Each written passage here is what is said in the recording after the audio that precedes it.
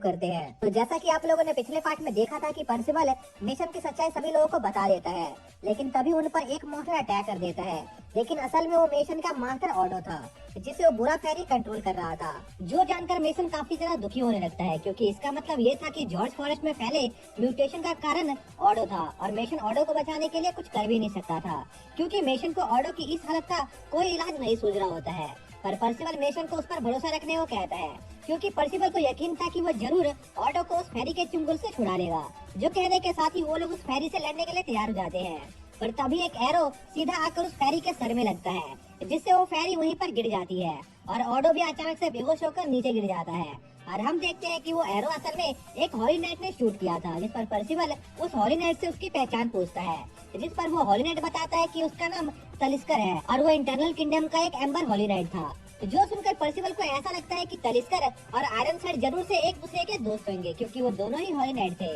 तभी मेशन तलिस्कर से पूछता है कि आखिर उसने ऑडो के साथ क्या किया, जिस पर तलिस्कर उन सभी से कहता है कि अगर वो लोग उसके ऊपर एक भी हमला करने में कामयाब हो गए तो तलिस्कर उन्हें वो सब बता देगा कि आखिर यहाँ पर क्या चल रहा है। जिस पर मेशन तुरंत तलिस्कर से लड़ने के लिए तैयार हो जाता है, जहाँ पर तलिस्कर मेशन के मैजिक पावर को देखकर काफी ज्यादा शॉक था, क्योंकि मेशन के पास अल्टरनेशन और एन्चेंटमेंट टाइप के मैजिक मौजूद थे, जिनका किसी एक ही इंसान के पास होना काफी ज्यादा रेयर था। तभी पर्सिबल ये मेशन के साथ लड़ने की जिद करने लगता है, जिस पर मेशन पर्सिबल को समझाता है कि पर्सिबल मैजिक यूज नहीं कर सकता है, इसलिए उसे इस फाइट में हिस्सा नहीं लेना चाहिए। जो सुनकर पर्सिबल मुस्कुराने लगता है और अपनी पूरी पावर का यूज करके अपने मैजिक को समन करने की कोशिश करता है, लेकिन इतना जोर लगाने की वजह से पर्सिबल के मैजिक की जगह पर्सिबल की पाद निकल जाती है, जो देखकर उन सभी के होश उड़ जाते हैं। तभी मेशन पर्सिबल को उसकी मदद करने की कोशिश करने के लिए शुक्रिया कहता है, लेकिन ये लड़ाई मेशन को अकेले लड़नी थी। जो कहने के साथ ही मेशन तलिस्कर पर हमला बोल देता है, जो देखकर मेशन अपनी एक्स को आसमान की ओर करता है, जिससे वहाँ पर एक बड़ा सा स्टॉर्म क्रिएट होने लगता है। जो देखकर सिर्फ मेशन को इस बारे में वार्न करने की कोशिश करता है, पर इससे पहले ही आसमान से पत्थरों की बारिश होने लगती है, जिससे मेशन का मरना तय था। पर तभी हम देखते हैं कि पर्सिबल ने सही समय पर आकर मेशन को उन पत्थरों के नीचे दबने से बचा लिया था। पर इससे पहले कि मेशन पर्सिबल को उसकी मदद करने के लिए थैंक्स बोल पाता, ऑडो पीछे से आकर मेशन को दूर उड़ा देता है, जिस पर तलिस्कर ऑडो को मेशन को खत्म करने का ऑर्डर देता है और ऑडो मेशन को जान से मारने के लिए उस पर हमला करता है। पर तभी पर्सिबल वहाँ पर तेजी से आकर ऑडो के अटैक को अपने सर से रोक लेता है और ऑडो को होश में लाने की कोशिश करता है। पर यह सब देखकर तलिस्कर का दिमाग खराब हो रहा था, इसलिए वो ऑडो को जल्दी से मेशन को खत्म करने के लिए कहता है। पर तलिस्कर देखता है कि ऑडो उसके ऑर्डर्स को फॉलो नहीं कर रहा था, क्योंकि पर्सिबल की बातें सुनकर ऑडो वापस से अपने होश में आ रहा होता है और मेशन की ऐसी हालत देखकर ऑडो को रोना आने लगता है। तभी तलिस्कर खुद उन सभी को खत्म करने का फैसला करता है और फिर से वहाँ पर एक जाइंट स्टोन को समन करता है, जिससे दबकर मेशन के साथ साथ ऑडो और पर्सिबल की भी मौत होने वाली थी। तभी पर्सिबल तेजी से ऑडो की बॉडी पर चढ़कर एक एक करके उन सभी स्टोन्स को अपने हाथों से डिस्ट्रॉय करने लगता है, जो देखकर सभी लोग काफी ज्यादा हैरान थे। लेकिन इतने सारे अटैक को ब्लॉक करने की वजह से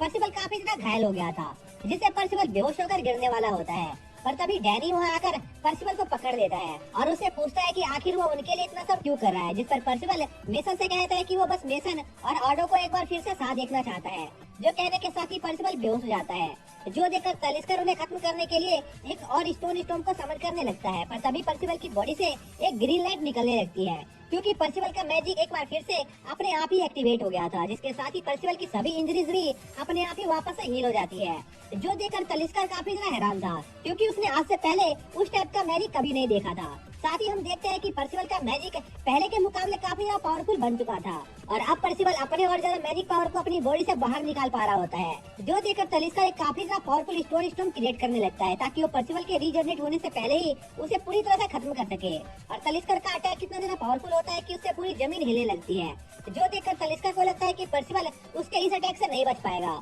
पर तलिस्कर की आंखें खुली की खुली रह जाती है, क्योंकि पर्सिबल ने अपने मैजिक की मदद से उन सभी गिरते हुए पत्थरों को खा लिया था, जिसके बाद पर्सिबल उन पत्थरों से वापस तलिस्कर पर हमला करता है, जिससे तलिस्कर अपने घुटनों पर आ जाता है और पर्सिबल तलिस्कर के पास जाकर उससे उसका वादा पूरा करने को कहता है, जो कि तलिस्कर ने उनकी फाइट शुरू होने से पहले उनसे किया था कि अगर पर्सिबल उस पर एक भी अटैक लैंड करने में कामयाब रहा तो तलिस्कर ऑडो को पहले जैसा कर देगा। पर तभी तलिस्कर गुस्से से चिल्लाने लगता है, क्योंकि वो हार रहा था और पर्सिबल पर लगातार अपने एक्स से हमला करने लगता है। लेकिन तलिस्कर के अटैक पर्सिबल को छू भी नहीं पा रहे होते हैं। जो देखकर तलिस्कर समझ जाता है कि वो पर्सिबल को नहीं हरा सकता है, लेकिन तलिस्कर को यकीन होता है कि पर्सिबल उसे कभी नहीं पकड़ सकता है, क्योंकि पर्सिबल काफी छोटा था। जिस पर पर्सिबल अपने जाइंट हाथ से तलिस्कर का कचुम्बर बनाकर उसकी ये गलतफहमी दूर कर देता है और उससे पूछता है कि आखिर उसने ऑडो की ऐसी हालत क्यों की, जबकि तलिस्कर काफी अच्छा आदमी था। जो सभी रेसर्स की मदद करता था, जिस पर तलिस्कर परसिवल को बताता है कि उनके किंग के हिसाब से इंसानों के अलावा और किसी भी रेस की मदद करना एक पाप था, क्योंकि किंग आर्थर का मानना था कि ये दुनिया सिर्फ इंसानों के लिए बनी है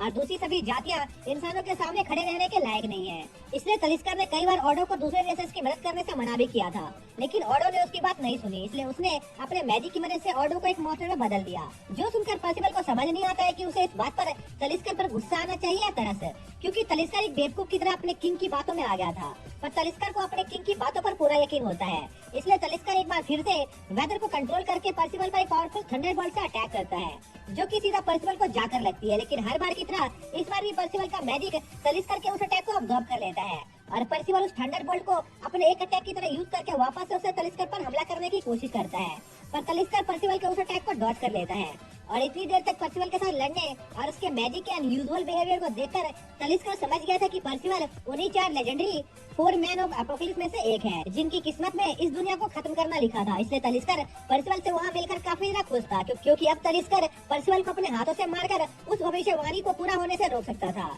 इसी दौरान डैनी देखता है कि परसिवल का मैजिक उसके इमेजिनेशन के हिसाब से अपना शेप चेंज करता था। इसलिए डैनी परसिवल को एक वेपन को इमेजिन करने को कहता है, ताकि वो उसकी मदद से तलिस्कर का सामना कर सके। पर डैनी परसिवल को एक बो इमेजिन करने से मना करता है, क्योंकि परसिवल तीरंदाजी में बहुत ज्यादा गंदा था। इसी में तलिस्कर अपने सारे मैजिक को इकट्ठा करके एक पावरफुल थंडरबर्ड को क्रिएट करता है, जिसे लेकर परसिवल को वो दिन याद आ जाते हैं जब वो अपने ग्रैंडपा के साथ मिलकर रॉकबर्ड को हंट और तैयार किया करता था, जिस पर परसिवल अपने मैजिक से एक मैच क्रिएट करता है और उसकी मदद से एक ही झटके में उस थंडरबर्ड को काटकर उसकी बॉडी के कई टुकड़े कर देता है, जो देखकर तलिस्कर काफी हैरान था। पर इससे पहले कि तलिस्कर कुछ कर पाता, परसिवल अपने नाइफ से तलिस्कर पर अटैक करके उसे एक पहाड़ में घुसा देता है, जिससे तलिस्कर हार जाता है। जो देखकर सिन परसिवल को उसका मैजिक वापस से डीएक्टिवेट करने को कहता है, क्योंकि अब तलिस्कर हार चुका था। पर परसिवल गौर करता है कि उसे अपने मैजिक को बंद करना नहीं आता है। इसी भी डैनी देखता है कि वो जाइंट नन अभी भी जिंदा होती है, बस अब वो पहले के मुकाबले काफी ज्यादा काली हो गई थी। जिस पर जाइंट नन डैनी को बताती है कि उसने अपने आप को ऑडो के उस अटैक से बचाने के लिए